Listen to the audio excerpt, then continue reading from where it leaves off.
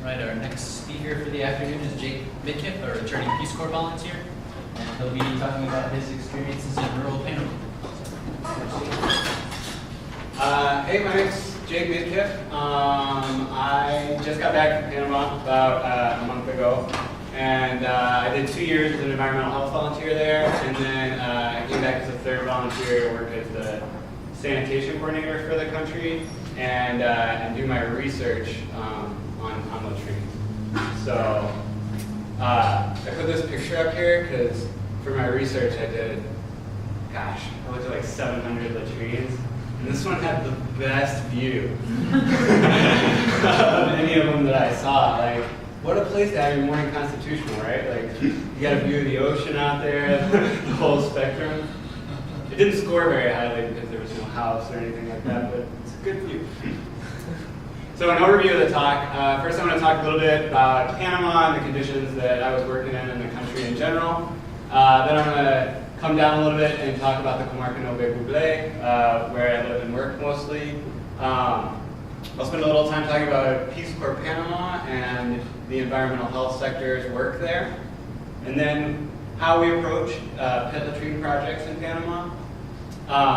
The monitoring and evaluation that Peace Corps does is implementing worldwide and how that affects what we're doing in Panama. And then the research that I did to aid with the monitoring and evaluation and improve our pet latrine projects in Panama. And then we'll talk about some conclusions. Okay, so you guys probably all know where Panama is. It's a small isthmus in central that connects Central and South America. It's small. It's about the size of South Carolina, and it's got like 2,500 kilometers of coastline. The interior, there's a spine of mountains that runs along the whole interior of the country, and it's really steep mountains, a lot of access issues, and then some desiccated upland plains and areas. And the coast is generally plains and rolling hills down to the beaches. It's hot and muggy pretty much all year round. Flows around the 80s and 90s, even in the rainy season. The rainy season is pronounced. It starts in about April or May and runs through the beginning of December, depending on the year. The population is Latino, Afro-Antillean, indigenous, white. There's a lot of Chinese people. The canal brought in a lot of people from different parts of the world, and it's a pretty ethnically diverse country, especially for a Latin American country. And Panama is kind of booming because of the canal and banking sector, so they have all kinds of money economically, but it's pretty isolated in Panama City. And the money has a really hard time getting out to the poor populations. 50% of the rural population is poor in Panama. 15% of the urban population is. That's a big gap. And then 89% of the indigenous living in Panama are below the poverty line. And it has a really high Gini index, which is a measure of income equality. It's like 16th lowest in the world. But a lot of that is based on the few people in Panama City who run the canal and those things. Okay, so here's a picture of the country. There's 9 provinces and 3 comarcas. So where I live is near the Costa Rican border here and the Comarca Nove Buble, and then the other comarcas are down here, San Blas and Comarca and Rural. So almost all of the trees that I looked at for my project were in the Comarca Nove Buble, but 2 projects were here in Coclé in the mountains as well. The Comarca Nove Buble, along with the Embrahunan comarcas, was founded in 98, and they operate semi-autonomously from the government of Panama, but this is kind of an opinion, but the government of Panama kind of uses that agreement to not provide many services to them. It's 6,500 square kilometers, and it's almost all mountains. It rides the ridgeline of the western range. There are 156,000 Noves living inside of the comarca, and probably closer to 200,000 Noves in the country. But they tend to stick pretty close to home, and there's really zero diversity inside of the comarca. It's all indigenous. 91% are living in poverty, and 70% are living in extreme poverty. There is not a single community in the comarca that has electricity. Roads, there are 3 roads that go up into the comarca, 3 major roads that are paved that go up into the comarca, and they go to major towns, and after that, it's all footpaths and seasonal driving roads. Electricity is poor, sanitation access is extremely low, and access to water is extremely low. Very little infrastructure. Noah's in particular, this is my host sister, and she's like the biggest ham. So they live in these caseríos, and they have since the 1500s. They're family compounds, basically, with anywhere from 7 to 30 people.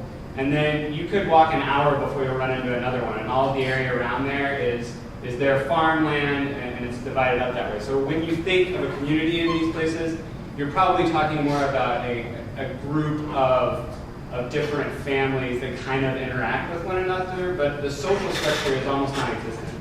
They function sort of autonomously and work inside of their family groups. So it can be difficult to organize and work in these communities because they're so used to functioning as just a family union, and they don't have historical chiefdom power structure. Yeah, and they're mostly farmers for sustenance, and then a lot of the men anymore are migrant workers in coffee in Costa Rica. So there's not a lot of men in the communities year round. Okay, so Peace Corps Panama, there's about 200 volunteers in country, more or less, and we function in 4 sectors: environmental health, community environmental conservation, sustainable agriculture systems, and teaching English. They've been in country since 1963, and they were out during the Torrijos and Noriega regimes, and then we went back in 1990. And about 70% of volunteers work in underprivileged rural and indigenous areas. The environmental health sector works, almost 90% of volunteers are in indigenous sites. And while we're titled as environmental health, which typically includes things like AIDS and cook stoves, the environmental health sector in Panama is a water and sanitation sector. We focus almost entirely on gravity-fed water systems, and then 2 different types of latrines, pet latrines and composting latrines, depending on the regional appropriateness. And then in conjunction with both of those other things, we focus on health and hygiene education to build up to those. Okay, within the project, the sanitation focus is, we start out with project selection. We have 2 reporting formats for that, and we use participatory development tools called pocket tools that the Peace Corps has developed to evaluate the community and choose appropriate projects and understand how the demographics of the community, and then the Waystar is a reporting format that we use to make sure that we're selecting latrine projects or gray water projects for health-based reasons rather than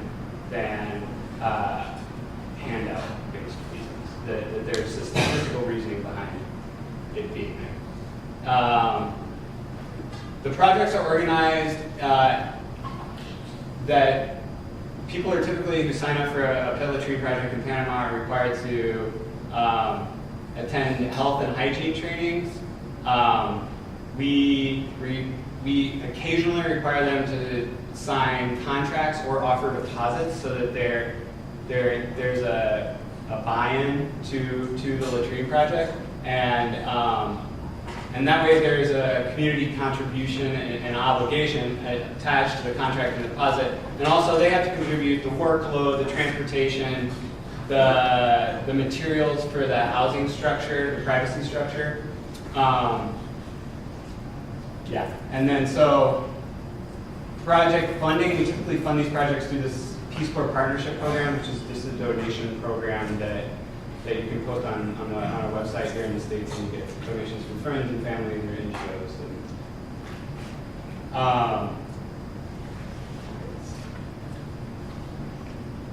This is our typical latrine design, and it's pretty basic. The hole is 2 to 3 meters deep. The pad is 1 sack of concrete, and then we have molds to build the seats. And then the house is constructed out of local materials typically. Local materials, and we provide the funding for it. Logistics for pit latrine projects can be tricky in Panama because of the pronounced rainy season, which means that a lot of the roads are inaccessible. So you're talking about the difference between carrying a 100-pound bag of concrete for 4 hours or carrying it for 30 minutes. So you have a limited window of time when you can deliver materials, and Panama seems to plan for that, so it can be complicated. And then organizing work groups, especially with the Nove, can be difficult because they're not accustomed to working in groups. So there's a little bit of pushback there, so you kind of have to give and take. I'm going to move along to it. Peace Corps in 2010 did an agency-wide review and found that they basically weren't monitoring and evaluating their projects. That they didn't know how well that their project was performing 5 years later. That they don't have a system set up to do it, and that the way that they train volunteers and the way that projects are implemented is not standardized. So there's no way to collect information based on the way we're training and say, hey, what we're doing here in a training format is appropriate, because we have no idea if everybody's training in the same way or everybody's implementing projects in the same way. So they recognize that problem and have been working forward towards it for the last 3 years. But they're asking people on the ground to do a lot of the development of the tools to measure, the training tools. And so that's where my research came in, is in Panama, we need to develop tools so that we can report our numbers, and the product that we put out in latrine projects is standardized. Yeah, and in Panama, basically, we haven't really been monitoring and evaluating, at least not collecting the information, reviewing it, and changing actively to it. We didn't know how our pit latrine projects were performing. So what I did is I kind of, because this initiative come down, because this initiative had come down, I saw the need to identify, or to see how our pit latrine project was performing, to see if we had been implementing successful projects, and to see if we could draw some things out that we were doing right and things that we were doing wrong, and adapt our training methodologies, our monitoring methodologies, and our reporting methodologies so that we could have a more successful project in the end. So what I did was I adapted the spreadsheet from water and sanitation and hygiene matrix that the Peace Corps uses.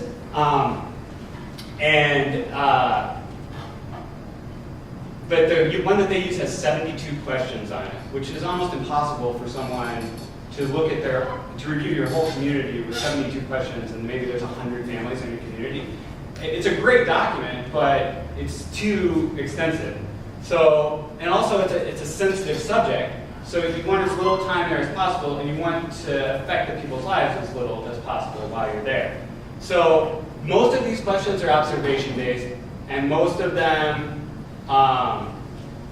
don't take very much time to use. So I could spend 5 to 10 minutes at a household and just ask them if I could look around and look at their latrine and talk with them and have a cup of coffee, and you could see how their kitchen was functioning. You could see how clean the yard area was. You could see if the latrine was being used, if it was appropriate depth. So it was a good way to make them feel comfortable, get the information they needed, but you don't want to impact their lives too much. Okay, so the questions I asked, the first one was about how they manage solid waste. I reviewed it amounted for a reported 800 latrines, and I actually saw somewhere around 650 latrines over 19 communities. So on the solid waste indicator, about a score of 1 was they were performing extremely poorly, 2 was relatively average, and 3 was good performance. So just a picture definition, this here would probably be a 2. They're throwing solid waste away, they burn things that are appropriately burned. And down here, there's trash strewn about the house, so that would be a score of 1. This standing water indicator performed really well, but I measured it in the dry season. So if there was a muddy pit around the water spigot and there were mosquitoes all over the place, that would be a really low score. But if everything was dry, we would get a high score. I think because I measured it in the dry season, that it would have been more appropriate to, maybe the scores would have been much lower in the season. During our project implementation, we typically require them to show us the site that they're going to build things on. So we were getting really high scores on if latrines were appropriately located in relationship to house and water sources, because we were controlling that really well. So that was something we were performing well. For covered hole, it was whether or not they covered the hole after usage. So this one, obviously, this probably isn't even in use, but they don't have a cover. They don't appropriately manage their latrine. This one has a cover, and you can tell they probably sometimes put it on, but upon the time of the visit, it wasn't covered. And then the third one was covered, had a nice seat on it, and was being used properly. And then there's the scores. Privacy structure is the housing structure around the house.